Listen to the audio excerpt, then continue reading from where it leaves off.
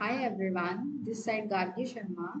Today we are going to start with the basic lecture of CMA Inter for taxation, that is paper number 7. ठीक है, पहले हम discuss करते हैं कि पेपर पैटर्न क्या होगा और सिलेबस में क्या है, फिर धीरे धीरे हम आगे कोर्स में फर्दर इंक्रीज करेंगे कि फ्लो कैसा रहेगा। पहले हम ये देख लेते हैं, ठीक है। देखो, एट द एंड तो हमें पेपर अटेम्प्ट करना है, तो हमें पता होना चाहिए ना कि पेपर में एक्चुअली में पूछा कैसे जा रहा है, पेपर कैसे आ रहा है। एकदम से शॉक नहीं लगना चाहिए ना कि पहली बार पेपर देखा और ये क्या हो गया, ऐसा नहीं होना चाहिए, ठीक है। तो पहले हम देखते हैं पेपर पैटर्न। टोटल हमारा पेपर होता है 100 मार्क्स का, हमें अटेम्प्ट करना होता है, ठीक है। बट क्वेश्चन जो पूछे जाते हैं ना वो 128 मार्क्स के पूछे जाते हैं। तो इसमें 70:30 का रेशो होता है। 30 मार्क्स का तो आपके एमसीक्यू हो गए कि 15 क्वेश्चंस पूछे जाते हैं 2-2 मार्क्स के, तो 30 मार्क्स तो आपका एमसीक्यू का फिक्स हो गया, ठीक है। अब जो बाकी रिमेनिंग जो 98 मार्क्स है ना, इसमें डिस्क्रिप्टिव पूछा जाता है कि डिस्क्रिप्टिव में कैसे कि फुल फ्लेजेड क्वेश्चन आगे आपको सॉल्व करने हैं या थ्योरी क्वेश्चन है, जैसा भी रहता है वैसे, ठीक है।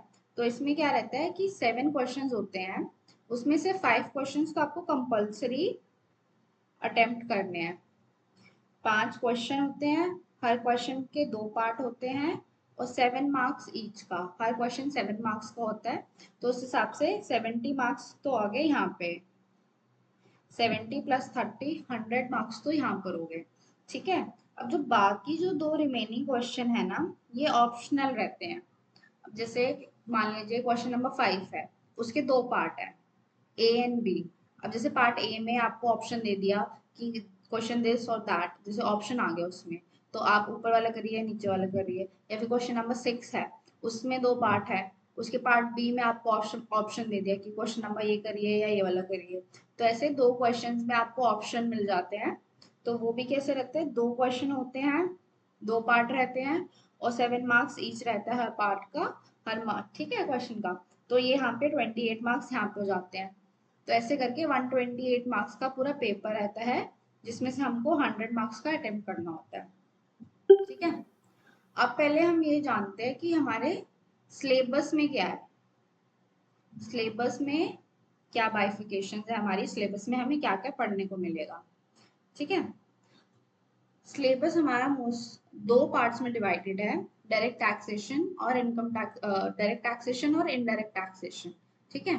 डायरेक्ट टैक्स में क्या है पढ़ेंगे हम, इनकम टैक्स एक्ट 1961, जो कि बहुत ही इंटरेस्टिंग है और बहुत ही प्रैक्टिकल सब्जेक्ट है, ठीक है। तो थोड़ा सा वास्ट है बट बहुत इंटरेस्टिंग है, बहुत मजा आएगा। और नेक्स्ट होता है इनडायरेक्ट टैक्सेशन, जिसमें हम जीएसटी एंड कस्टम्स पढ़ेंगे। ये दोनों ही 50-50 मार्क्स में डिवाइडेड है, ठीक है। 50 मार्क्स का डायरेक्ट टैक्सेशन और 50 मार्क्स का इनडायरेक्ट टैक्सेशन, ठीक है। अब जैसे हमारा सिलेबस डिवाइडेड है, वैसे ही टैक्स डिवाइडेड होता है। टैक्स हम पढ़े इससे पहले हम ये पढ़ेंगे कि 2 तरीके के टैक्स क्यों है, एक तरीके का हो जाता, 2 तरीके के टैक्स हैं, तो कोई ना कोई तो रीजन होगा ना कि भाई डायरेक्ट टैक्सेशन है, इनडायरेक्ट टैक्सेशन है, दो दो टैक्स सिस्टम है हमारी कंट्री में। तो 2 टैक्स सिस्टम क्यों आए हैं, एक ही टैक्स कर लेते, सारा डायरेक्ट कर लेते या सारा इनडायरेक्ट कर लेते, इतनी मेहनत नहीं करनी पड़ती। तो इसका ये रीजन है, वो डिस्कस कर लेते हैं तो थोड़ी क्लैरिटी मिलेगी कि डायरेक्ट टैक्स में चीजें कैसे फ्लो करती हैं, इनडायरेक्ट टैक्सेशन में चीजें कैसे फ्लो करती है, ठीक है। अब मान लीजिए डायरेक्ट टैक्स है जो, जैसे मैंने इनकम कोई कमाई, मैं जॉब करती हूँ, ठीक है, मैंने सैलरी कमाई। अब पूरे साल की सैलरी पे मैं गवर्नमेंट को at the end of the financial year, जब असेसमेंट ईयर में हमारी रिटर्न्स भरी जाएंगी, तो मैं उसमें टैक्स दूंगी गवर्नमेंट को। मैं डायरेक्टली गवर्नमेंट के पोर्टल पे जाके अपनी आईटीआर फाइल करूंगी, तो ऑल टैक्स पे करूंगी, तो ये डायरेक्ट टैक्सेशन हो जाएगा। जैसे आपने कोई इनकम कमाई पूरे साल में, आप जिस बिजनेस करते हैं या कुछ भी करते हैं, रेंटल इनकम आई आपको, तो आपकी वो इनकम है, ठीक है। तो वो आपने कमाई, तो पूरी साल की इनकम हमारी टैक्स होगी और वो हम डायरेक्टली गवर्नमेंट को टैक्स पे करेंगे। तो ये डायरेक्ट टैक्सेशन में आ जाता है। और जिसकी जैसे इनकम होती है उस अकॉर्डिंग उसका टैक्स होता है। अब जैसे मेरी इनकम मान लीजिए 12 लाख है, तो मैं उस अकॉर्डिंग टैक्स पे करूंगी। ठीक है। अब मान लीजिए जो अनिल अंबानी है या मुकेश अंबानी, अनिल अंबानी की तो कोई खास अभी होगी नहीं, मुकेश अंबानी की जैसे 5 करोड़ इनकम अगर वो कमाते हैं तो वो उस हिसाब से टैक्स भरेंगे। तो इसका मतलब क्या हुआ कि जितनी आपकी इनकम होगी उतना आपका टैक्स बढ़ता जाएगा। ये इनकम के साथ टैक्स बढ़ता जाता है, तो ये होता है प्रोग्रेसिव इन नेचर। ठीक है। पर जो इनडायरेक्ट टैक्स होता है, अब जैसे मान लीजिए कि मैंने एक मैगी का पैकेट लिया, ठीक है, और आपने भी एक मैगी का पैकेट लिया, और मान लीजिए कटरीना कैफ ने भी एक मैगी का पैकेट लिया। खाती नहीं है वो एक अलग बात है, बट अगर हम सब एक मैगी का पैकेट लेते हैं तो मेरे को जितना मैगी के पैकेट पर टैक्स देना है उतना ही आपको देना पड़ेगा, उतना ही कटरीना कैफ को देना पड़ेगा। तो सबको एक ही बराबर का टैक्स देना पड़ेगा एक ही प्रोडक्ट पे। ये होता है इनडायरेक्ट टैक्सेशन, मतलब रिग्रेसिव इन नेचर। प्रोडक्ट के बढ़ने से या प्रोडक्ट के कम होने से टैक्स पे कोई नहीं फर्क पड़ता। अगर कोई प्रोडक्ट मैं खरीद रही हूँ और वही आप खरीद रहे हैं, या वही कोई और इंडिया के किसी और कोने से खरीद रहा है, तो प्राइस सेम है तो सबको टैक्स भी सेम ही देना पड़ेगा। उसका मेरी इनकम से या आपकी इनकम से किसी और की इनकम से उस पे कोई फर्क नहीं पड़ेगा, सबको एक ही बराबर टैक्स देना पड़ेगा। ठीक है। इसलिए ये होता है रिग्रेसिव नेचर। मेरी इनकम चाहे बढ़े या घटे, टैक्स मेरा उतना ही रहेगा जितना अगर आप पे करते हैं और उतना ही मैं पे करती हूँ। ठीक है। तो दोनों का टैक्स सेम ही रहता है। नेक्स्ट होता है बर्डन कांट बी शिफ्टेड। अब जैसे मेरी इनकम है, इनकम मैंने कमाई है तो टैक्स भी मुझे ही देना पड़ेगा ना इसमें। तो सॉरी, तो इसमें जो बर्डन है ना टैक्स पे करने का, वो मैं किसी और पे नहीं डाल सकती कि यार मैंने आज इनकम मेरी है पर आज तुम टैक्स दे दो मैं बाद में दे दूंगी, ऐसा नहीं हो सकता। इनकम टैक्स में जो डायरेक्ट टैक्स है इसमें बर्डन शिफ्ट नहीं हो सकता। ठीक है। पर जो इनडायरेक्ट टैक्सेशन है उसमें बर्डन शिफ्ट हो जाता है। वो कैसे? मान लीजिए मैं हमने अभी मैगी का पैकेट खरीदा, पर हम डायरेक्टली गवर्नमेंट को जाके टैक्स पे नहीं कर रहे हैं इसमें। जो शॉपकीपर है वो सबसे पैसा लेता है, प्रोडक्ट्स जो भी बेचता है, फिर वो सबका गवर्नमेंट को जाके टैक्स पे कर देता है, जितने भी हर प्रोडक्ट पे जो जो उसने टैक्स का पोर्शन कलेक्ट करा। ठीक है। एट द एंड जो है डायरेक्ट टैक्सेशन हो या इनडायरेक्ट टैक्सेशन हो, पैसा कस्टमर की ही जेब से जा रहा है। बस ये है कि बर्डन जो गवर्नमेंट को पे करने का जो बर्डन है ना वो शिफ्ट हो जा रहा है। डायरेक्ट टैक्सेस में हम बर्डन बेयर करते हैं, हम ही टैक्स पे करते हैं, हम ही गवर्नमेंट को सबमिट भी करते हैं by the way of filing ITRs. ठीक है। बट जो इनडायरेक्ट टैक्सेशन होता है उसमें जो मिडिल मैन कह लीजिए आप, जैसे शॉपकीपर है, वो सबसे टैक्स कलेक्ट करेगा, सबने अलग अलग प्रोडक्ट्स खरीदे होंगे। ठीक है। तो सबसे अलग अलग प्रोडक्ट पे अलग अलग टैक्सेस आए, और फिर वो at the end of month GST return file करेगा। उसके बाद वो गवर्नमेंट को टैक्स पे करेगा हमारे बिहाफ पे। तो बर्डन इसमें शिफ्ट हो जाता है इनडायरेक्ट टैक्सेस में। ठीक है। इसलिए दो तरीके के टैक्स सिस्टम है हमारे इंडिया में, direct taxation and indirect taxation. ठीक है। अब ये तो पढ़ लिया कि टैक्स कितने टाइप के होते हैं, पर टैक्स की जरूरत ही क्यों है? ऐसे भी तो बहुत कंट्रीज है जहाँ पे टैक्स नहीं होता है, जैसे टैक्स हेवन कंट्रीज होती हैं, जैसे कि अ, जो दुबई दुबई है वहाँ पे भी अब टैक्स इंट्रोड्यूस हुआ है, पहले वहाँ पे भी टैक्स नहीं हुआ था। अब बहुत सारी कंट्रीज है जैसे टैक्स हेवन कंट्रीज जिन्हें कहा जाता है, तो वो भी तो टैक्स नहीं ले रही ना अपने लोगों से। तो टैक्स की जरूरत क्या है एक्चुअली में? अब देखिए इंडिया एक डेवलपिंग कंट्री है, डेवलप्ड तो नहीं है हम अभी। ठीक है। तो डेवलपिंग कंट्रीज में खर्चे भी बहुत होते हैं।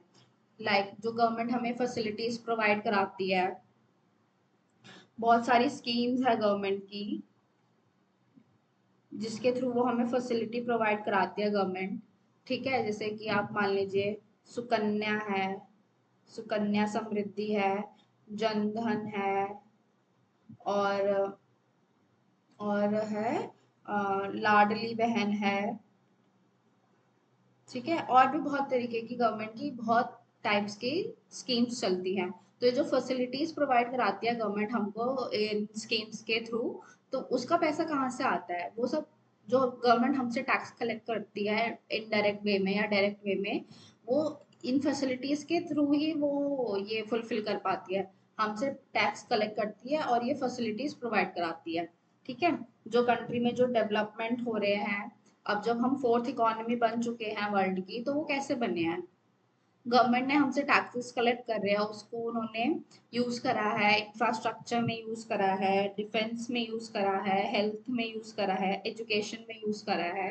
इन इन जगह पे उन्होंने यूज करके ही तो अपने हमारी कंट्री को इतना आगे बढ़ाया है, हमारी इकोनॉमी इतनी डेवलप हुई है, इतना ग्रो करा है हमने।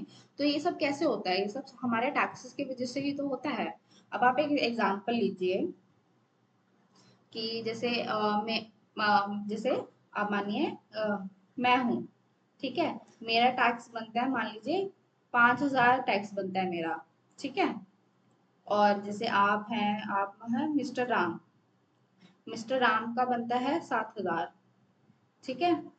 श्याम है एक, शाम का बनता है 10,000। और एक और ले लेते हैं, माही, लेट्स से माही है, ठीक है, इसका बनता है 2,000, ठीक है। टोटल इसको 3 कर लेते हैं, 3,000, ठीक है। टोटल हो गया 25,000, ठीक है, 25,000 है। अब मान लीजिए हम, गवर्नमेंट हमें कहती है कि आप 25,000 में ना एक रोड बना दीजिए, क्या बन पाएगा? नहीं। ठीक है, अब आप मान लीजिए 25 लाख भी अगर ये हो जाता है, ठीक है, कि बहुत सारे और लोग जुड़ गए, 25 लाख भी हो जाता है, तब तो क्या तब भी हम ये रोड बना पाएंगे? नो। तो ऐसा नहीं है कि गवर्नमेंट हमसे कहे कि ठीक है, तुम अपने बदले का टैक्स मत दो, पर तुम ये फैसिलिटीज प्रोवाइड करा दो, ठीक है। ऐसा तो नहीं हो पाएगा, तो फिर तो कोई डेवलपमेंट ही नहीं हो पाएगा, ना ही कोई इंफ्रास्ट्रक्चर बन पाएगा। इसलिए गवर्नमेंट हमसे टैक्स कलेक्ट करके हमारे बिहाफ पे हमें ये सारा डेवलपमेंट करके, इंफ्रास्ट्रक्चर बना के हमें चीजें फैसिलिटीज प्रोवाइड कराती है। क्योंकि अगर लोगों के ऊपर ही गवर्नमेंट कहते कि चलो ठीक है, तुम टैक्स मत दो, तुम अपने पोर्शन का इतना ही चीज कर दो, इतना ही चीज कर दो आप लोग, तो वो कभी हो ही नहीं पाएगा। तो ना ही कोई डेवलपमेंट हो पाएगी, ना ही कोई इंफ्रास्ट्रक्चर बिल्ड हो पाएगा, ना ही कोई फैसिलिटीज प्रोवाइड की जा पाएगी। इसलिए गवर्नमेंट हमारे बिहाफ पे हमसे ही टैक्स कलेक्ट करके हमारे लिए जरूरतों की चीजें बनाती है, हमें बेसिक फैसिलिटीज प्रोवाइड कराती है, ठीक है। नेक्स्ट आता है कि लॉ और कॉन्स्टिट्यूशनल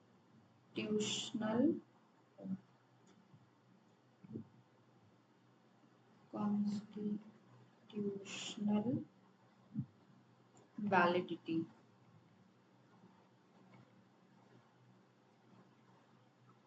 इसका मतलब क्या हुआ? अब जैसे लॉ, गवर्नमेंट है, उन्होंने सोचा होगा कि चलो लोगों से इनकम टैक्स कलेक्ट करते हैं, ठीक है। पर ऐसा तो नहीं हुआ होगा ना कि उन्होंने एक दिन सोचा कि चलो इनकम टैक्स कलेक्ट कर लेते हैं लोगों से, और अगले दिन से लोगों से उन्होंने चार्ज करना शुरू कर दिया। ऐसा तो नहीं हुआ होगा, कोई ना कोई अथॉरिटी तो होगी जो गवर्नमेंट को भी अलाउ करती होगी, कोई ना कोई तो लॉ होगा ना। अब इंडिया एक डेमोक्रेटिक कंट्री है, हमारे, अरे, हमारी कंट्री में डेमोक्रेसी है। तो कुछ भी जो चीज होती है, अगर गवर्नमेंट को कोई न्यू लॉ लेके आना है, कोई न्यू रूल लेकर आना है, उसको उसके लिए उनको लॉ की जरूरत पड़ती है ना। तो अब इतने सारे टैक्सेस गवर्नमेंट हमसे अलग अलग तरीके से कलेक्ट करती है, तो कोई ना कोई तो कॉन्स्टिट्यूशनल वैलिडिटी होनी चाहिए ना। अब ऐसे तो नहीं है कि गवर्नमेंट कहे चलो तुम 10 रुपए दो, तुम 20 रुपए दो, तुम 50 रुपए दो, ऐसे पर्ची काटने लग जाए।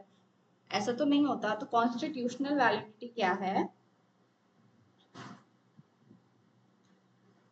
कॉन्स्टिट्यूशनल वैलिडिटी है कि article number 265 says, one second, ठीक है, article number 265 says no tax can be levied or collected except by authority of law।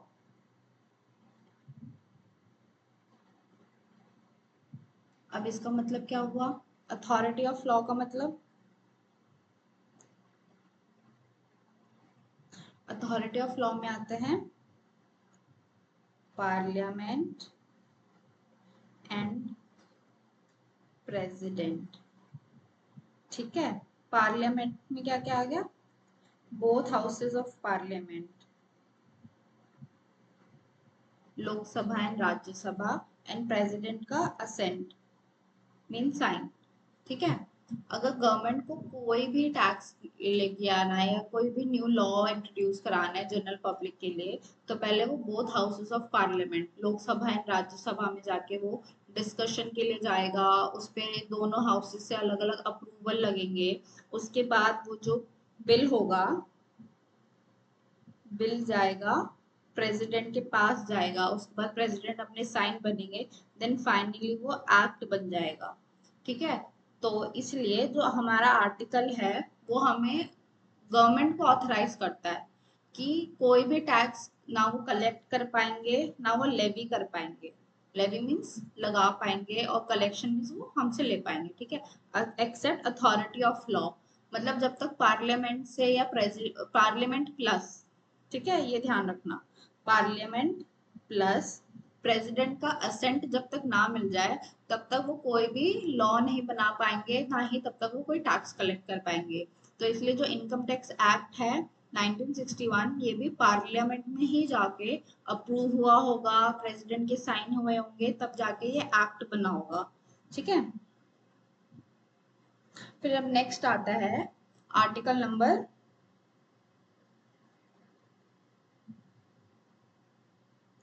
245। ये क्या कहता है? पार्लियामेंट में मेक लॉ फॉर होल और पार्ट ऑफ द टेरिटरी। इसका मतलब क्या हुआ कि पार्लियामेंट के पास पावर है कि वो होल या पार्ट, मतलब या तो पूरे इंडिया के लिए या पार्ट ऑफ द इंडिया के लिए जो टेरिटरी है, जैसे स्टेट वाइज हो गया, ठीक है, या तो स्टेट वाइज आप लॉ बना सकते हैं या तो पूरे इंडिया के लिए एज अ होल भी आप लॉ बना सकते हैं। तो ये आर्टिकल, एक मिनट, हाँ, आर्टिकल 245 गवर्नमेंट को ये पावर देता है कि उनको पूरे इंडिया लेवल पे कोई एक्ट या कोई लॉ लेकर आना है या स्टेट लेवल पे कोई लॉ लेके आना है तो वो उस अकॉर्डिंग हो सकता है। अब इसका मैं एक एग्जांपल देती हूँ आप लोगों को, जैसे एग्जांपल हो गया इनकम टैक्स एक्ट 1961। ठीक है, ये तो हो गया होल ऑफ इंडिया के लिए। ठीक है, और वैसे ही एक और होता है, स्टेट लॉज होते हैं, जैसे एग्रीकल्चर जो इनकम होती है, एग्रीकल्चरल इनकम, इस पे स्टेट टू स्टेट डिफर करता है कि कौन सा स्टेट लेना चाहता है कौन सा नहीं लेना चाहता है। मोस्टली नहीं लेते हैं, बट कुछ स्टेट हैं जो एग्रीकल्चर इनकम पे भी टैक्स लेते हैं। ठीक है, तो स्टेट टू स्टेट डिफर करता है ये चीज। तो ये भी तो कभी ना कभी एक्ट बना होगा ना, तो उस हिसाब से तो तभी ये इन्फोर्स हुआ है कि भाई ये स्टेट वाइज आएगा या होल ऑफ इंडिया के लिए आएगा। तो ऐसे बाइफिकेशन हुआ है। तो आर्टिकल 245 पार्लियामेंट को, अब पार्लियामेंट में क्या होगा, both houses of parliament plus president का असेंट भी लगता है। ठीक है, तो पार्लियामेंट में मेक लॉ, अब वो पार्लियामेंट बना सकती है जिस हिसाब से जरूरत है लॉ की। ठीक है, नेक्स्ट आर्टिकल हम पढ़ते हैं, आर्टिकल नंबर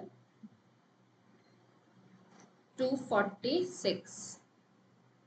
ठीक है, अब तक हमने कितने आर्टिकल पढ़े? 2 आर्टिकल पढ़े।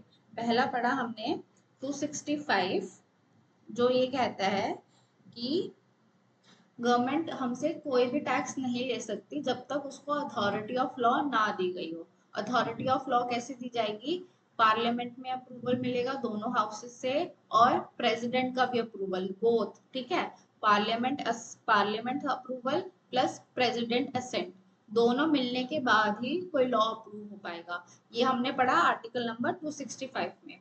और आर्टिकल 245 क्या कहता है कि जो पार्लियामेंट है वो पूरे इंडिया के लिए या फिर पार्ट ऑफ द इंडिया के लिए लॉ बना सकती है। ठीक है, नेक्स्ट आर्टिकल क्या कहता है? आर्टिकल 246 ये कहता है law can be enacted by parliament on the state legislature if such power is given by the Constitution of India। इसका क्या मतलब हुआ? इसका मतलब ये हुआ, एक मिनट पेन चेंज करूँ। हाँ, law can be enacted by parliament on the state legislature if such power is given by the constitution of India. Means अगर कॉन्स्टिट्यूशन जो है हमारा वो पावर देता है पार्लियामेंट को, तो स्टेट लेजिस्लेचर भी लॉ बना सकता है। Law can be enacted by parliament on the state legislature if such power is given. अब जैसे मैंने बताया ऊपर कि जो एग्रीकल्चर इनकम है ये स्टेट टू स्टेट डिफर करता है, तो ये भी तो कोई पावर दी गई होगी ना। तो ये यहाँ से कनेक्ट हो गया हमारा कि आर्टिकल 246 ने पावर दी गई है कि पार्लियामेंट चाहे तो वो लॉ बना सकती है जो स्टेट लेजिस्लेचर के पास, जो स्टेट लेजिस्लेचर जिसपे वो काम कर सकता है या जो स्टेट वाइज डिफर करेगा। ठीक है, तो एग्रीकल्चर इनकम इसका एक एग्जाम्पल हो गया। ठीक है, तो हमारे कॉन्स्टिट्यूशन में आर्टिकल 246 ने पावर दे रखी है कि पार्लियामेंट चाहे तो वो एक ऐसा लॉ बना सकती है कि किसी मैटर पे, जैसे कुछ कुछ मैटर्स होते हैं जो स्टेट वाइज अलग अलग होते हैं। हर स्टेट का एक अलग नेचर एंड फॉर्म होता है। हर स्टेट में कुछ चीजें एप्लीकेबल होती है, कुछ चीजें एप्लीकेबल नहीं होती है। तो हमारा कॉन्स्टिट्यूशन जो है वो पावर देता है पार्लियामेंट को कि वो स्टेट वाइज भी लॉ बना सकती है। ठीक है, तो ये कहाँ लिखा गया है? आर्टिकल 246 में। तो अब तक हमने कितने आर्टिकल पढ़े? अब तक हमने पढ़े हैं 3 आर्टिकल। एक मिनट, अब तक हमने पढ़े हैं 3 आर्टिकल। ठीक है, आर्टिकल नंबर आर्टिकल नंबर 265 जो कहता है कि गवर्नमेंट हमसे कोई भी टैक्स नहीं कलेक्ट कर सकती या नहीं लगा सकती जब तक उसे अथॉरिटी ऑफ लॉ ना मिली गई हो। ठीक है, दूसरा आर्टिकल क्या कहता है? आर्टिकल 245 कहता है पार्लियामेंट पूरे इंडिया के लिए या पार्ट ऑफ इंडिया के लिए टैक्स लॉ बना सकती है। ठीक है, और आर्टिकल 246 ये कहता है, आर्टिकल 246 ये कहता है कि law can be enacted by parliament on state legislature. State legislature के बिहाफ पे पार्लियामेंट अप्रूव कर सकती है कि ये लॉ स्टेट वाइज कैसे लगेगा, या पावर्स दी गई हैं उसको कॉन्स्टिट्यूशन में। ठीक है, तो article 246 of the constitution of India parliament को पावर देता है कि वो स्टेट लेजिस्लेचर वाइज लॉ बना सकती है। Got it? ठीक है, अब हम अब पढ़ते हैं कि कैसे कैसे ये पावर बनाई दी गई है, वो हम एक बार देखते हैं।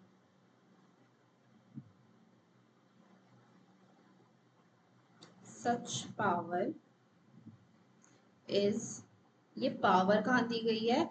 जो इन्होंने बात करी है कि आप बना सकते हैं, लॉ बना सकते हैं, स्टेट लेजिस्लेचर वाइज बना सकते हैं, कॉन्स्टिट्यूशन ने जो पावर दिया है, तो ये दी कहाँ गई है? ये दी गई है 7th शेड्यूल।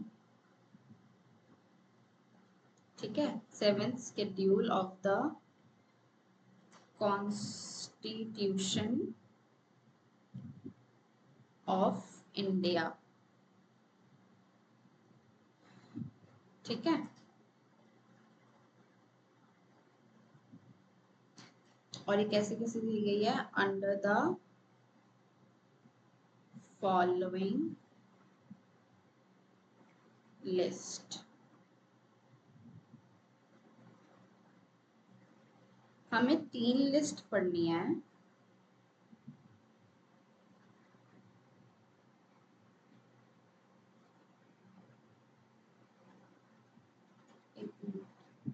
ठीक है, हमें 3 लिस्ट पढ़नी है। पहली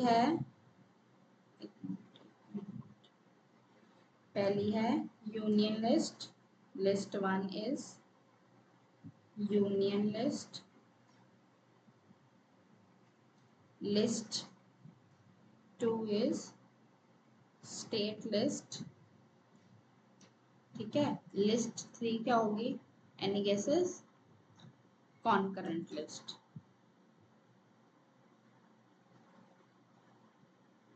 ठीक है, कॉन्करेंट लिस्ट। इसमें क्या आता है?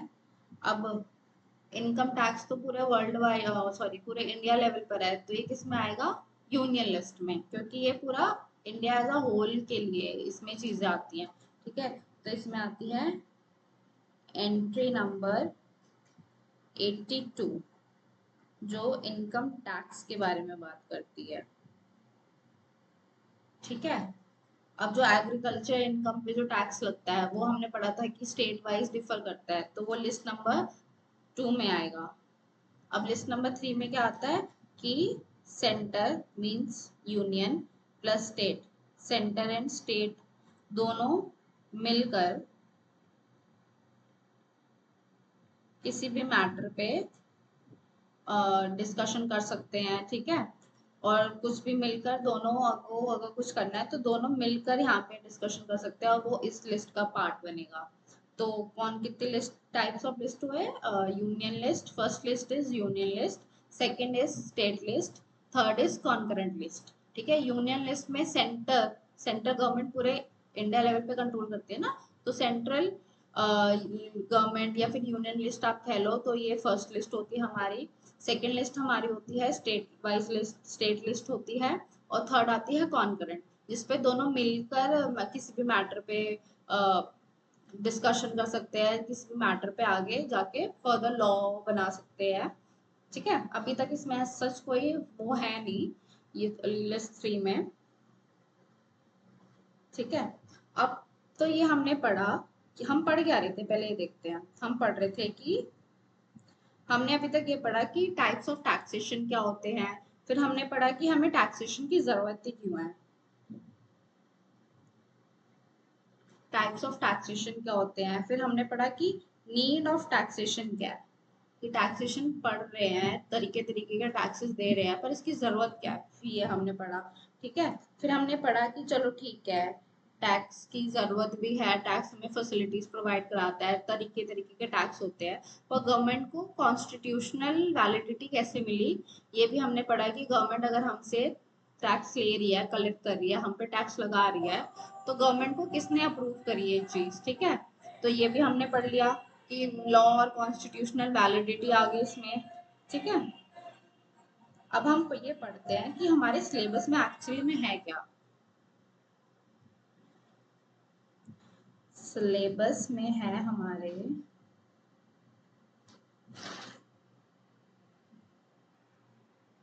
सिलेबस में है हमारे ज़्यादा टॉपिक्स नहीं है, जो अभी हम डायरेक्ट टैक्सेशन से स्टार्ट करें हमने, तो पहले डायरेक्ट टैक्सेशन का ही मैं सिलेबस डिस्कस करूंगी, जो हमारा 50 मार्क्स का है। ठीक है, ठीक है, पहला तो है हमारा बेसिक कंसेप्ट, जो हमने अभी स्टार्ट ही कर दिया। ठीक है, ये आता है 15% तक, आ नहीं सॉरी 10% तक आता है ये। ठीक है, 10% किसका? 50 मार्क्स का 10%। ठीक है,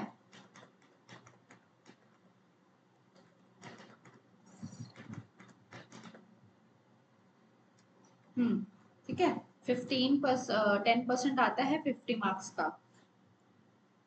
नेक्स्ट आता है हमारा हेड्स ऑफ इनकम, अभी सारा डिस्कस करेंगे। ठीक है, कि हेड्स ऑफ इनकम में क्या क्या आता है, क्या नहीं आता है। ये आता है हमारा 25%, ये मेजर पोर्शन होल्ड करता है हमारा। ठीक है, अभी मैं आगे बताती हूँ इसमें होता क्या है। थर्ड आता है हमारा clubbing, set of carry forward deductions, ये सब पढ़ने को मिलता है। ठीक है, फिर फोर्थ टॉपिक होता है टोटल इनकम आ गया, टैक्स लाइबिलिटीज आ गई,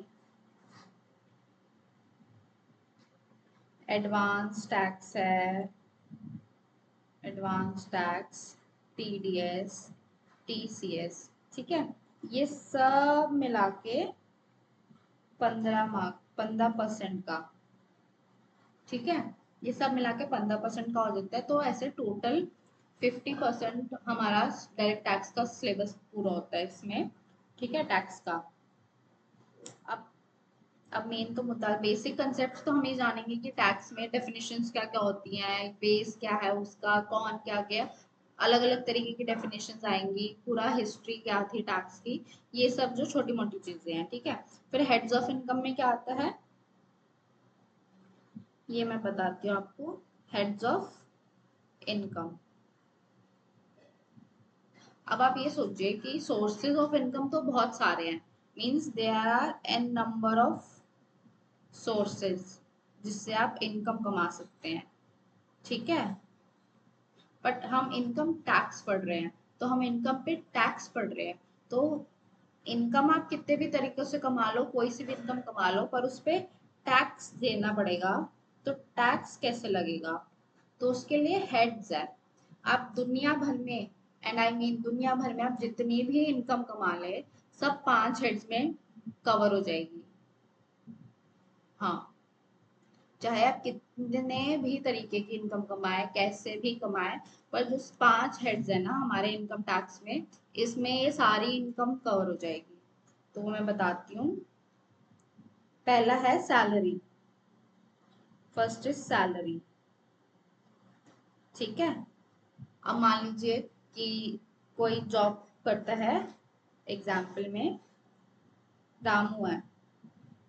ठीक है, ये जॉब करता है, अब इसको यहाँ से सैलरी मिलेगी, तो ये इस पे टैक्स पे करेगा।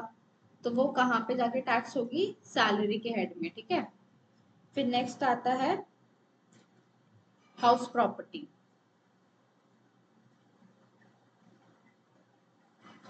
ठीक है, हाउस प्रॉपर्टी में क्या आता है, एग्जाम्पल लेते हैं इसका भी। एग्जाम्पल मानिए मेरे पास एक घर है, suppose Gargi has a home. ठीक है, घर है मेरे पास एक, नहीं ऐसा वाला नहीं, थोड़ा अलग वाला, ऐसा एक घर है। ठीक है, ग्राउंड फ्लोर हो गया, ये फर्स्ट फ्लोर हो गया, ये सेकंड फ्लोर हो गया। अब यहाँ पे ग्राउंड फ्लोर पे तो मैं रहती हूँ, अब बाकी ये दो मैंने फ्लोर जो है रेंट पे दे रखे हैं, यहाँ से मुझे रेंटल इनकम आती है। तब रेंटल इनकम कहाँ जाएगी मेरी, वो जाएगी हाउस प्रॉपर्टी में। ठीक है, तो हाउस प्रॉपर्टी में टैक्स होगी मेरी, जो मैंने रेंटल से जो इनकम कमाई है, मेरी जो रेंटल इनकम है, वो हाउस प्रॉपर्टी में जाके टैक्स होगी। Got it. थर्ड आता है PGBP, means profits and gains from business और प्रोफेशन। प्रोफेशन, इतना बड़ा नाम, चैप्टर भी बड़ा है। ठीक है, पीजीबीपी शॉर्ट में इसको कहते हैं पीजीबीपी। ठीक है, इसमें क्या आता है, इसका एग्जांपल लेते हैं। एग्जांपल मानिए कि एक पर्सन है, सपोज करिए रणबीर। ठीक है, रणबीर कौन है, रणबीर एक एक्टर है, और एक्टर क्या होते हैं, प्रोफेशनल होते हैं। ठीक है, इसका प्रोफेशन है एक्टिंग, प्रोफेशनल है। ठीक है, और एक बिजनेसमैन मान लीजिए जो रतन टाटा सर थे। ठीक है, रतन टाटा, इनका बिजनेस था, तो इनको कौन सी इनकम होती थी, बिजनेस इनकम होती थी। ठीक है, प्रॉफिट्स होते थे इनको बिजनेस से। ठीक है, तो ये दोनों जो इनकम है ये कहाँ पे टैक्स होगी, पीजीबीपी में जाके। चाहे आप प्रोफेशनल हो, जैसे doctor, lawyer, CA, CMA, teachers, ये सारे प्रोफेशनल हो गए, इनकी इनकम भी पीजीबीपी में जाएगी। और जो बिजनेसमैन होते हैं, रतन टाटा, मुकेश अंबानी, अनंत अंबानी, अडानीज वगैरह, जितने भी बिरलास हैं और भी कोई भी छोटे मोटे जितने भी तरीके के बिजनेसमैन हैं, उन सबकी इनकम भी कहाँ पे जाके टैक्स होती है? पीजीबीपी में जाके टैक्स होती है। ठीक है, नेक्स्ट आता है हमारे पास हेड्स चल रहे हैं। ठीक है, 3 हेड्स अब तक हमने कौन से पढ़े? पहला पढ़ा हमने सैलरी, जिसमें सैलरी इनकम जाती है। सेकंड पढ़ा हमने हाउस प्रॉपर्टी, जिसमें हमने जैसे रेंटल इनकम जो भी हमने कमाई अपने घर से, हमने रेंट पे दे रखा है, तो उससे जो हमें इनकम आ रही है रेंटल इनकम, वो हाउस प्रॉपर्टी में जाएगी। थर्ड होता है पीजीबीपी, जिसमें कि बिजनेस से, प्रोफेशन से जो हम करते हैं, प्रॉफिट्स आ रहे हैं, जो भी गेन्स आ रहे हैं हमारे, वो हम पीजीबीपी में पढ़ते हैं। ठीक है, फोर्थ आता है कैपिटल गेन। कैपिटल गेन, अब इसमें क्या आता है, इसका मैं एग्जांपल बताती हूँ। सपोज करिए, एग्जांपल, सपोज करिए एक माही है। ठीक है, इसके पास थे शेयर्स, थे इसके पास रिलायंस के, शेयर्स ऑफ रिलायंस। ठीक है, इसके पास थे 100 शेयर्स थे, 100 शेयर्स थे। ठीक है, उनका प्राइस चल रहा था, सपोज करिए 1000 रुपीज में इसने परचेज करे थे। अब इसका प्राइस बढ़ के हो गया 2500। अब इसे लगा कि यार 1500 रुपये का प्रॉफिट हो गया मेरे को 100 शेयर्स पे। ठीक है, तो कितना हो गया? 1.5 लाख का प्रॉफिट हो गया मेरे को। ठीक है, प्रॉफिट हो जाएगा, चलो मैं बेच देती हूँ। तो ये जो इनकम इसने कमाई 1.5 लाख रुपए की, ये कहाँ पे जाएगी? कैपिटल गेन में। ठीक है, प्रॉफिट तो इसको यहाँ से भी हुआ है, पर ये इसका बिजनेस नहीं है, ना ही ये प्रोफेशनल है इसमें। ठीक है, जैसे जो ट्रेडर्स वगैरह होते हैं, जो इंट्राडे ट्रेडिंग करते हैं, जो डेली बेसिस पे करते हैं, स्टॉक मार्केट में जो काम करते हैं, जो स्टॉक्स में डेली बेसिस पे करते हैं, तो ठीक है, वो कैपिटल गेन में नहीं जाता, वो उनका फिर बिजनेस हो जाता है, तो वो फिर पीजीबीपी में चला जाता है। बट जो हम जैसे इंडिविजुअल्स होते हैं, जो डेली बेसिस पे नहीं, कभी कभार साल में 1-2 बार, या जैसे भी हमको लगता है कि अपॉर्चुनिटी अच्छी है, हमारा प्रॉफिट हो सकता है, तो हम अपने शेयर्स बेचते हैं, जो प्रॉपर्टीज बेचते हैं जो लोग अपनी, वंस इन अ वाइल। ठीक है, वो सारा जो प्रॉफिट या जो भी उससे इनकम आती है, वो कैपिटल गेन में जाती है। फिफ्थ आ गया income from other sources, other sources. ठीक है, इसको कहते हैं IFOS। अब इसमें क्या आएगा? सैलरी पढ़ ली हमने, रेंटल इनकम पढ़ ली, कैपिटल गेन पढ़ लिया, बिजनेस एंड प्रोफेशन से जो हो गया वो पढ़ लिया। अब कौन सी इनकम बची है? मान इसका एग्जांपल देख बताती हूँ मैं, जैसे interest on bank, interest from bank, sorry. ठीक है, इंटरेस्ट इनकम हमें बैंक से रिसीव हुई है। अब सपोज करिए क्वार्टरली बेसिस पे बैंक सबको इंटरेस्ट देता है, तो मेरा एक बैंक अकाउंट था, उसमें मैंने अपने कुछ पैसे रखे हुए थे, तो उस पे जो क्वार्टरली बेसिस पे जितना इंटरेस्ट आया होगा, वो जो इनकम मुझे रिसीव हुई, वो IFRS में जाएगी। ठीक है, और एक एग्जांपल लेते हैं, जैसे लोग FD कराते हैं या RD कराते हैं, फिक्स डिपॉजिट या रेकरिंग डिपॉजिट जो भी होता है, वो कहाँ जाता है? वो भी IFRS में टैक्स होता है। ठीक है, तो कितने हेड्स ऑफ इनकम हो गए हमारे? 5 heads of income, salary, house property, PGBP, capital gain and IFRS। ठीक है, हम्म, ये था हमारा, ये तो हो गया हमारा पूरा सिलेबस का डिस्कशन, कि हमारे को डायरेक्ट टैक्स में ये सिलेबस पढ़ना है। ठीक है, अब हम स्टार्ट करते हैं। अब हम स्टार्ट कैसे करेंगे? हमने अभी तक क्या क्या पढ़ा है, देखिए एक बार मैं बताती हूँ। अभी तक हमने पढ़ा, पेपर पैटर्न तो डिस्कस कर लिया हमने। ठीक है, उसके बाद हमने पढ़ा कि टाइप्स ऑफ टैक्सेशन क्या होते हैं। डायरेक्ट टैक्सेशन होता है, इनडायरेक्ट टैक्सेशन होता है। ठीक है, डायरेक्ट टैक्सेशन होता है प्रोग्रेसिव इन नेचर, जैसे जैसे हमारी इनकम बढ़ेगी, हमारा टैक्स भी उस अकॉर्डिंग बढ़ेगा, और हम इसका बर्डन जो है वो शिफ्ट नहीं कर सकते। हमें टैक्स पे करना है, तो हम ही गवर्नमेंट को डायरेक्टली टैक्स पे करेंगे। ठीक है, इसलिए डायरेक्ट टैक्सेशन कहलाता है। और इनडायरेक्ट टैक्सेशन में क्या होता है? ये रिग्रेसिव इन नेचर होता है। इसका हमारी, हम इनकम कितनी अर्न कर रहे हैं उससे कोई फर्क नहीं पड़ता है, ये कांस्टेंट रहेगा। कांस्टेंट रहेगा मतलब चाहे मेरी इनकम 10 लाख हो, चाहे 1 लाख हो, चाहे 0 हो, अगर मैंने कोई चीज या कोई प्रोडक्ट खरीदा है उस पे जो टैक्स लगता है वो उतना ही लगेगा जितना मेरी इनकम 10 लाख पे थी तब लगता था, जितना अगर मैं कुछ नहीं कमा रही तब है। तो वो कांस्टेंट ही रहेगा, वो मेरी इनकम के साथ वो टैक्स शिफ्ट नहीं होएगा, ना बढ़ेगा ना घटेगा। ठीक है, तो उसको रिग्रेसिव इन नेचर कहते हैं। वो इनडायरेक्ट टैक्स होता है। और इनडायरेक्ट टैक्स हम डायरेक्टली गवर्नमेंट को नहीं देते, हमारे बिहाफ पे जो शॉपकीपर हो गए या जो कोई और है पर्सन जो हमसे कलेक्ट कर रहा है टैक्स, वो पे करता है गवर्नमेंट को, इसलिए इनडायरेक्ट टैक्स होता है। ठीक है। और नीड ऑफ टैक्सेशन क्या हुई कि जो गवर्नमेंट है हमें फैसिलिटीज प्रोवाइड कराती है, डेवलपमेंट्स होते हैं, इंफ्रास्ट्रक्चर्स बनाती है, डिफेंस में, हेल्थ में, एजुकेशन में, जो इतनी जो वो खर्चे करती हैं वो कहाँ से करती है, जो भी वो हमसे टैक्स कलेक्ट करती है वो सारे यहीं पर वो खर्चे करती है। ठीक है। फिर नेक्स्ट आता है कि चलो माना कि टैक्स दो तरीके के होते हैं, टैक्स कलेक्ट करने की जरूरत क्या है, पर गवर्नमेंट को किसने राइट दिया है कि वो हमसे टैक्स खरीदे, कलेक्ट करे, खरीदे नहीं सॉरी, कलेक्ट करे। ठीक है। तो गवर्नमेंट को कॉन्स्टिट्यूशनल वैलिडिटी मिली गई है, जिसके लिए हमने 3 आर्टिकल पढ़े हैं। आर्टिकल नंबर पहला कौन सा पढ़ा हमने, आर्टिकल 265, जो ये कहता है कि नो टैक्स कैन बी लीवाइड, मतलब कोई भी टैक्स ना तो लगाया जाएगा ना कलेक्ट करा जाएगा except by authority of law. जब तक गवर्नमेंट को अथॉरिटी ऑफ लॉ नहीं होगी तब तक गवर्नमेंट कोई भी टैक्स ना लगा पाएगी ना कलेक्ट कर पाएगी। अथॉरिटी ऑफ लॉ का मीन्स क्या हुआ, पार्लियामेंट, जो कि बोथ हाउसेस ऑफ पार्लियामेंट आते हैं। ठीक है। प्लस प्रेसिडेंट का अप्रूवल, जिसे असेंट कहते हैं, प्रेसिडेंट असेंट। ठीक है। ये दोनों जब तक नहीं मिलेंगे तब तक अथॉरिटी ऑफ लॉ, जो कि गवर्नमेंट है, वो ना टैक्स लगा पाएगी ना कलेक्ट कर पाएगी। ठीक है। ये कहता है आर्टिकल 265।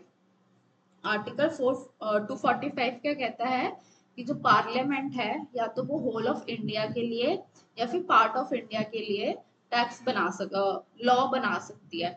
ठीक है। इसका एग्जांपल मैंने आपको दिया कि जो इनकम टैक्स एक्ट है वो होल ऑफ इंडिया पे लगता है, और जो एग्रीकल्चर इनकम पे जो टैक्स लगता है, एक मिनट, एग्रीकल्चर इनकम टैक्स, ठीक है, जो एग्रीकल्चर इनकम पे जो टैक्स लगता है वो स्टेट टू स्टेट डिफर करता है, कोई स्टेट लेता है कोई स्टेट नहीं लेता है, वो उनके रूल्स एंड रेगुलेशन है।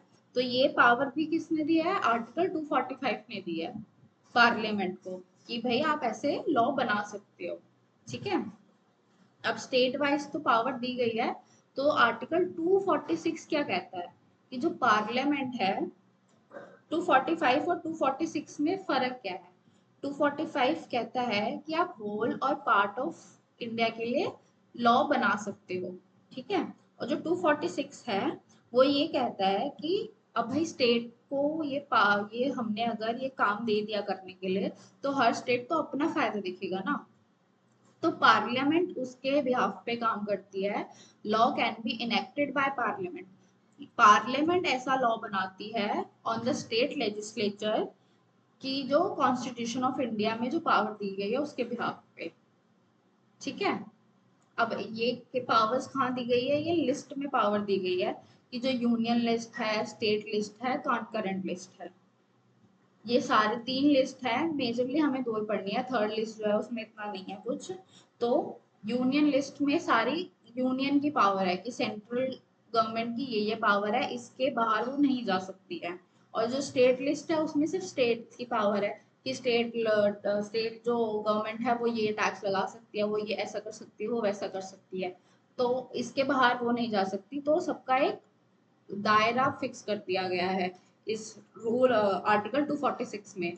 ठीक है, कि पार्लियामेंट ने ऐसा लिस्ट बनाई है जिसमें सबके रूल्स डिफाइन है, कि ताकि वो इससे बाहर ना जाए, ताकि कोई लड़ाई झगड़े ना हो, सब में हारमोनी बनी रहे और वो एक दूसरे को ओवरलैप भी ना करे।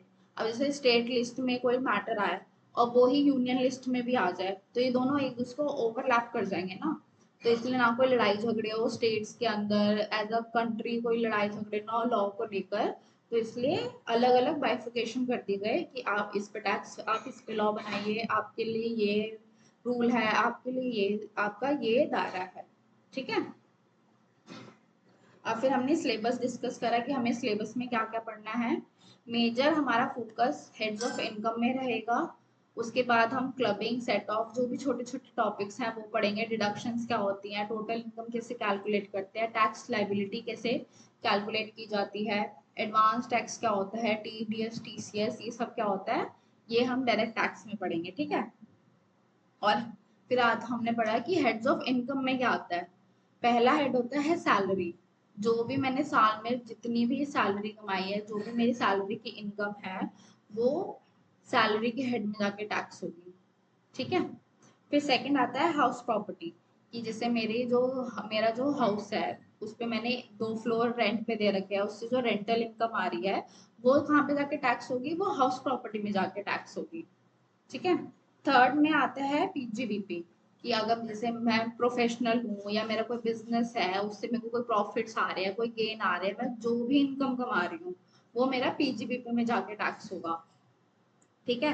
और अगर मेरा कैपिटल गेन है, अब यही एक एग्जांपल लेते हैं। अब मान लीजिए अगर कोई ट्रेडर है जो डेली बेसिस पे ट्रेडिंग करता है, उसका यही बिजनेस है, वो बेच तो रहा है, शेयर्स बेच रहा है, म्यूचुअल फंड बेच रहा है, वो कुछ भी बेच रहा है, या फिर जो रियल एस्टेट के होते हैं लोग, जो होते हैं जो काम करते हैं प्रॉपर्टी में डीलिंग करते हैं, बेच तो वो भी कैपिटल गेन, मतलब बेचा तो उन्होंने भी प्रॉपर्टी है ना, बट वो उनका बिजनेस हो जाता है, इसलिए वो पीजीबीपी में चला जाएगा। पर जैसे आप और हम लोग हैं जो बहुत ही कम, जैसे वंस इन अ वाइल जो चीजें, जैसे प्रॉपर्टी तो हर कोई ऐसे डेली बेसिस पे हर इंडिविजुअल तो नहीं बेचता, ठीक है, तो वो उसका कैपिटल गेन में जाएगा, उसका पीजीबीपी में नहीं जाएगा। बट अगर उसका बिजनेस ही वही चीज का है, तो चाहे वो साल में एक प्रॉपर्टी बेचे, चाहे 10 बेचे, चाहे 20 बेचे, तो उसका वो पीजीबीपी में जाएगा, उसका वो कैपिटल गेन में नहीं जाएगा। ये क्वांटिटी के हिसाब से नहीं डिफाइन हुआ कि आपने एक बेची है तो आप कैपिटल गेन में जाओगे, 10 बेची है, 20 बेची है तो आप पीजीबीपी में जाओगे। ये आपके क्राइटेरिया पे डिफाइन होगा, या फिर आपके बिजनेस नेचर पे डिफाइन होगा कि भाई आपका ट्रांजैक्शन का नेचर क्या है, आप बिजनेस करते हैं उस चीज का, या फिर आपने डे टू डे बेसिस पे या फिर इन जनरल आपने अपना प्रॉपर्टी बेची है या शेयर्स बेचे हैं, ठीक है। और नेक्स्ट आ गया जो इन चारों हेड में कहीं नहीं आया, वो आ जाएगा आईएफओएस में। जैसे इंटरेस्ट फ्रॉम बैंक हमें जो रिसीव होता है, एफडी पे जो इंटरेस्ट रिसीव होता है, आरडी पे जो इंटरेस्ट रिसीव होता है, आगे बहुत सी इनकम पढ़ेंगे जब हम ये चैप्टर पढ़ेंगे, तो वो जाता है आईएफओएस में, ठीक है। अब नेक्स्ट टॉपिक पढ़ते हैं हम।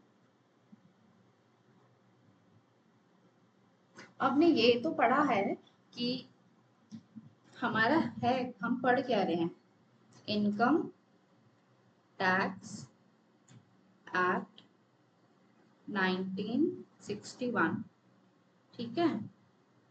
एक मिनट, 1961। अब ये 4 वर्ड को ही हमें समझने में थोड़ा टाइम लगेगा। पहला है कि एक्ट, एक्ट में आता क्या क्या है, इसका मतलब क्या हो गया, कंपोनेंट्स क्या है, कंपोनेंट्स ऑफ एक्ट। हमें पढ़ना तो है इनकम टैक्स एक्ट, पर पहले हमें ये तो पता होना चाहिए ना कि इस एक्ट के अंदर हम क्या क्या पढ़ेंगे, कहाँ कहाँ तक हमारा जो एरिया है वो फैला हुआ है, कितना रहता हमें फैलाना है, ठीक है, ये पढ़ेंगे हम। तो कंपोनेंट्स ऑफ एक्ट में क्या क्या आता है, पहले तो आता है इनकम टैक्स ही, क्योंकि ये तो बेस ही है, ठीक है ना। पहला आता है इनकम टैक्स एक्ट 1961, ठीक है। इसी के अंडर आता है annual finance act, annual finance act, ठीक है।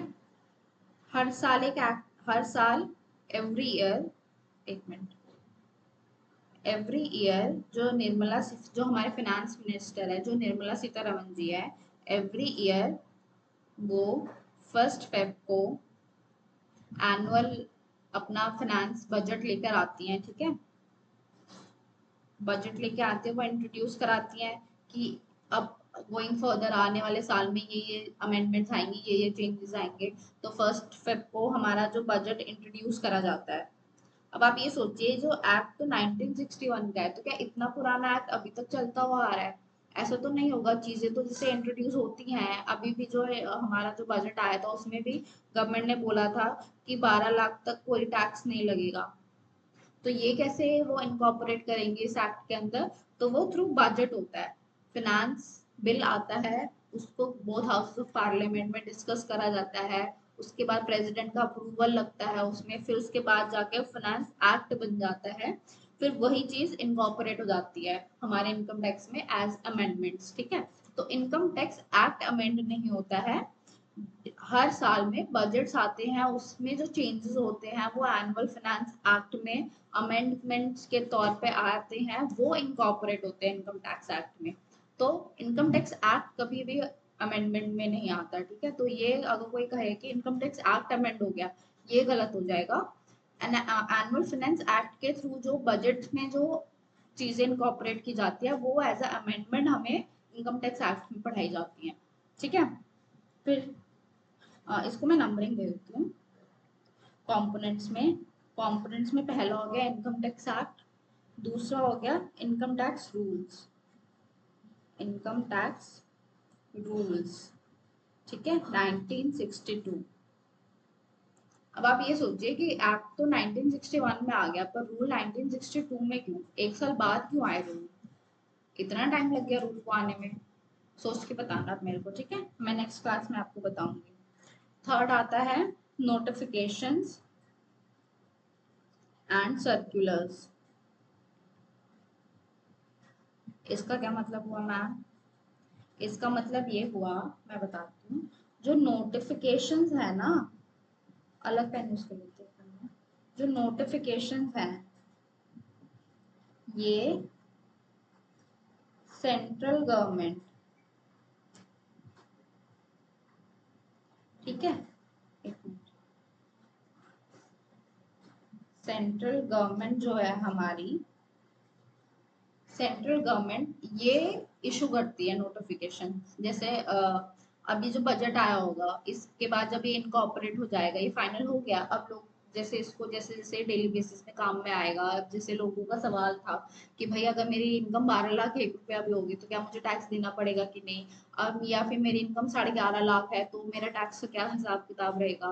जैसे लोगों को जो कंफ्यूजन होती है, जो डाउट्स होते हैं, उनको क्लैरिफाई करने के लिए मास लेवल पे कि सब वो डिटेल वो समझा पाए, वो बता पाए, तो वो गवर्नमेंट नोटिफिकेशन निकालती है और वो नोटिफिकेशन के थ्रू क्लैरिटी लाती है लोगों को।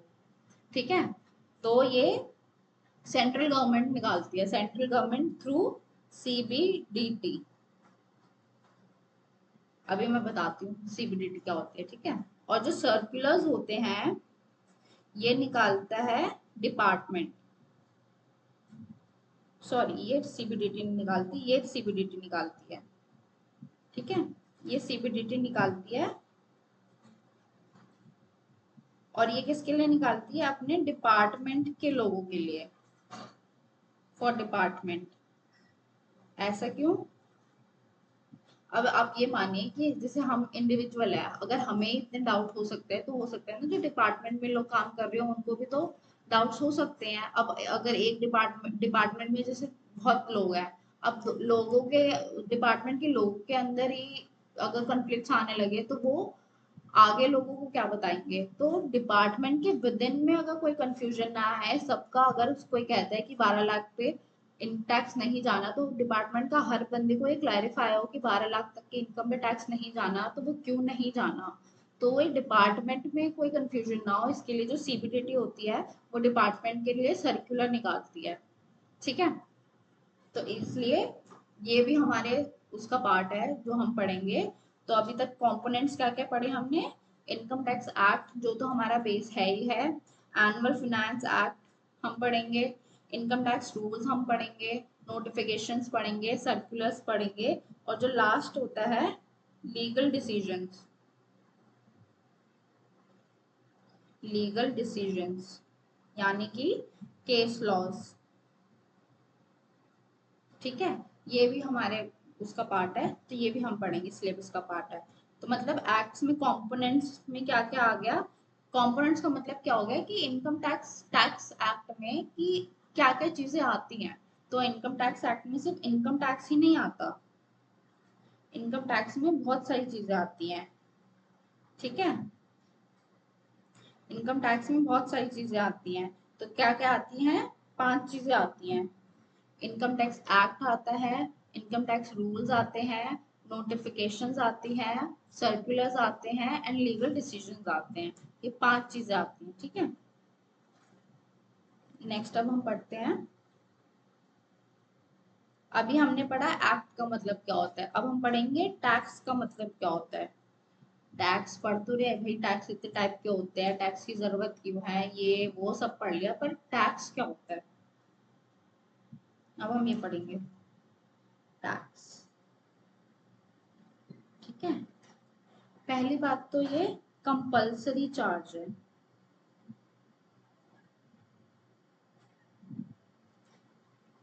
ये देना ही है, जिसकी लाइबिलिटी मतलब जो भी आगे हम पढ़ेंगे, जो भी एसएससी है जिस पे लाइबिलिटी आई है उसको ये टैक्स देना ही पड़ेगा, ठीक है। और ये किस पे लगता है? ऑन टोटल और टैक्सेबल इनकम पे लगता है ये रियल इनकम पे नहीं लगता है, ठीक है। आपकी रियल इनकम और आपकी टैक्सेबल इनकम फर्क कर सकती है। अब इसका क्या मतलब हुआ? अब जैसे हो सकता है कि आपकी रियल इनकम सिर्फ एग्रीकल्चर इनकम है, बट वो तो स्टेट वाइज टैक्स जाता है उस पे। आप इनकम टैक्स एक्ट में एग्रीकल्चर इनकम टैक्सेबल नहीं है, आगे पता चलेगा उसका, ठीक है। पर अगर आपकी एग्रीकल्चर इनकम है तो आपको तो कोई टैक्स ही नहीं देना, तो आपकी टैक्सेबल इनकम क्या होगी? 0। बट आपकी रियल इनकम, मान लीजिए एग्रीकल्चर इनकम से आपको 12 लाख रुपए आ रहे हैं, पर वो इनकम टैक्स में टैक्सेबल ही नहीं है, तो आपको कोई टैक्स नहीं देना पड़ेगा, ठीक है। फिर और इसका और क्या मतलब होता है, आगे बताते हैं। कहाँ गया pen? earned by a person, ठीक है, in previous year, in a previous year। और ये जो इनकम टैक्स है, एक मिनट,